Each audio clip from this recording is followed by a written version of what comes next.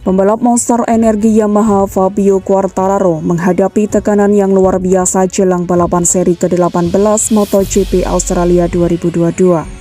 Fabio Quartararo akan menjalani rangkaian acara MotoGP Australia yang berlangsung di sirkuit Phillip Island mulai tanggal 14 sampai 16 Oktober 2022. Balapan akhir pekan ini menjadi ambisi bagi Fabio Quartararo dalam menebus kesalahannya pada balapan terakhir di Thailand. Pasalnya saat itu, Quartararo yang start keempat tercecer ke belakang dan mencapai garis finish di urutan ke-17. Hasil ini membuatnya gagal meraih poin meski sejauh ini masih memimpin puncak klasemen MotoGP. Di sisi lain, Quartararo mengalami titik terendahnya pada MotoGP 2022. MotoGP Australia menghadirkan pertanyaan, bagaimana El Diablo akan meresponnya? Ada ungkapan bahwa Tuhan tidak pernah memberi ujian melebihi kemampuan hambanya. Akan tetapi, kesulitan yang terjadi secara terus-menerus tampaknya selalu berat untuk diterima oleh Fabio Quartararo. Setelah dilambungkan dengan keunggulan besar di puncak klasemen, Fabio Quartararo terbanting dengan performa yang jauh dari ekspektasi. Hanya 47 poin yang dicetak pembalap monster energi Yamaha tersebut dalam 7 balapan terakhir. Satu-satunya hasil yang bisa diapresiasi hanya ketika Quartararo hampir memenangi di MotoGP Austria, balapan di mana Yamaha sama sekali tak diunggulkan.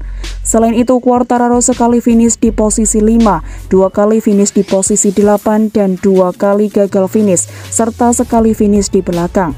Sebagai perbandingan, 47 poin hampir sepertiga dari koleksi poin Quartararo dalam 6 seri sebelumnya. Dari MotoGP Portugal hingga MotoGP Jerman, dia membukukan 128 poin berkat 3 kemenangan, 2 posisi runner-up, dan sekali finish keempat. Kans juara Quartararo pun terancam. Tadinya 91 poin atas rival terbesar Francesco Bagnaia, tabungan Quartararo kini tersisa 2 angka saja. Dengan 75 poin untuk diraih dalam 3 seri dan tren negatif yang belum berakhir, Quartararo menghadapi jalan yang terjal untuk mempertahankan gelar. Dengan situasi yang terjadi tentu membuat Quartararo geram karena performa yang tak konsisten di paruh kedua musim ini. Melihat catatan near point, sebelumnya pembalap asal Prancis itu juga mendapatkan di Assen dan Aragon. Quartararo juga baru 1 kali naik podium di paruh kedua dengan finish kedua saat balapan di Austria. Dia pun mengaku kecewa dengan penampilannya yang terbilang beruntung masih berada di puncak klasemen. Padahal sejak awal musim berjalan, banyak kekurangan di tubuh Yamaha mulai dari kecepatan pada motornya. Tidak ada yang tahu bagaimana saya sebenarnya, kata Quartararo. Dan tidak hanya di balapan terakhir, tetapi sejak tes pertama di mana Anda melihat bahwa Anda belum membaik sama sekali. Jadi ketika Anda tiba di Qatar, di mana Anda menang pada tahun lalu dan tahun ini Anda malah finish di posisi ke-9. Sejak awal kami sudah sangat kesulitan dan menghabiskan banyak energi, tetapi kami masih bisa melakukan pekerjaan dengan sangat baik pada paruh pertama, kecuali Assen. Jadi kami melakukannya dengan sangat baik dan saya terkejut bahwa kami masih berada di puncak saat ini, pungkas juara dunia 2021 itu.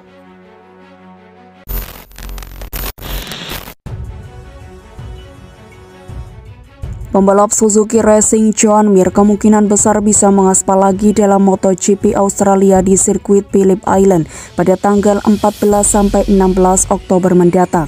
Juara dunia MotoGP 2020 itu mengalami hak side pertama kali musim ini pada Grand Prix Austria. Kecelakaan tersebut menyebabkan cedera pergelangan kaki kanan, termasuk rusaknya tendon di area tersebut. Alhasil, ia dilarang tampil sejak MotoGP San Marino dan digantikan Kazuki Watanabe. Sebelumnya, Mir merasa percaya diri dapat berlaga di Aragon, namun saat mengikuti latihan bebas, rasa nyeri kembali sehingga tidak maksimal dalam pengereman. Joan Mir belum sepenuhnya dalam kondisi 100% saat menggeber GSX-RR pada selama sesi latihan bebas Grand Prix Aragon. Seperti yang diketahui, ia patah pergelangan kaki kanan di lap pertama GP Austria. Cedera tersebut membuatnya harus menepi selama 15 hari setelah kunjungan ke rumah sakit. 1 hari setelah balapan di sirkuit Red Bull Ring, tanggal 21 Agustus lalu. Alhasil, Mir absen dari GP San Marino. Posisinya di dalam tim kemudian digantikan pembalap endurance Suzuki Kazuki Watanabe. Kabar baik diterima Mir pekan ini. Spaniard dinyatakan fit untuk kembali memacu GSX RR di trek Aragon. Pada hari pertama putaran ke-15 MotoGP 2022 Jumat kemarin, Mir menempati P21 waktu kombinasi. Catatannya terpaut sekitar 1,2 detik dari pembalap tercepat FP2 Jorge Martin.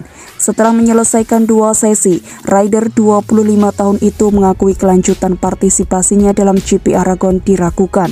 Joan Mir masih ikut ambil bagian pada FP3 pada Sabtu 17 September pagi waktu setempat.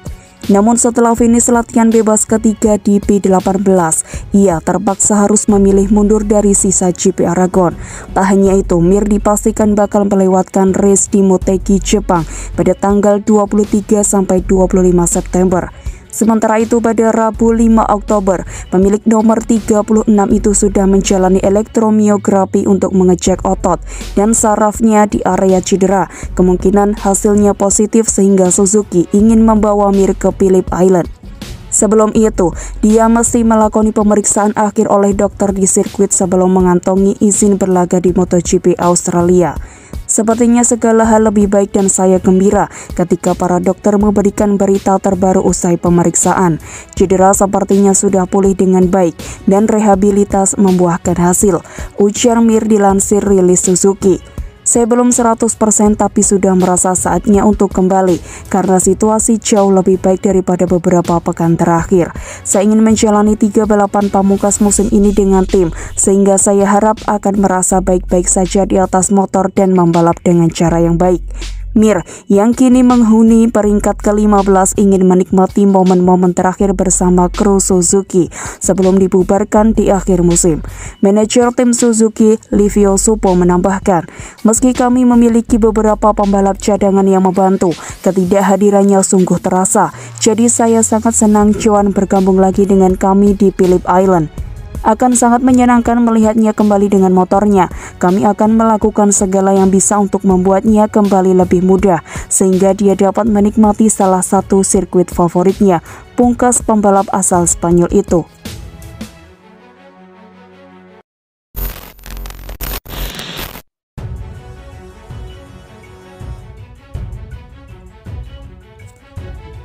Marc Marquez meyakini bahwa pandemi COVID-19 menjadi penyebab kenapa pabrikan Jepang kedodoran untuk mengimbangi pabrikan Eropa dalam kejuaraan dunia Grand Prix.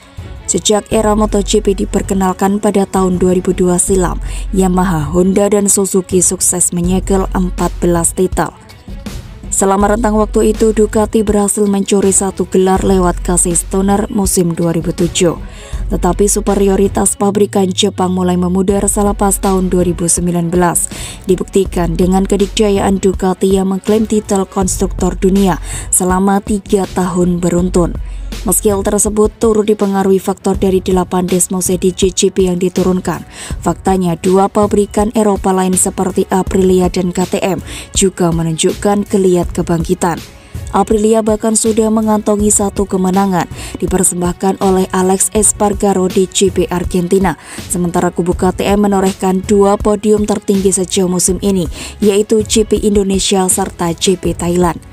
Tak sedikit pihak yang menilai Honda terlalu bergantung pada Marquez. Situasi serupa dijumpai di Yamaha yang diusung secara tunggal oleh Fabio Quartararo, walau ini lebih ke kemampuan El Diablo yang mampu memaksimalkan potensi M1.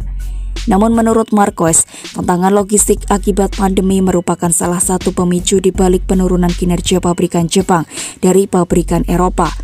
Pandemi memengaruhi olahraga kami, dan setelah berlalu, terlihat bahwa pabrikan Asia seperti Honda, Yamaha, atau Suzuki lebih terpengaruh daripada yang lain, ujarnya dalam wawancara dengan sponsor pribadi Estrella Galicia. Saya berpikir itu lebih menyakitkan mereka, terutama karena pada tahun 2020 dan 2021, sebagian besar kejuaraan dilakukan di sirkuit Eropa.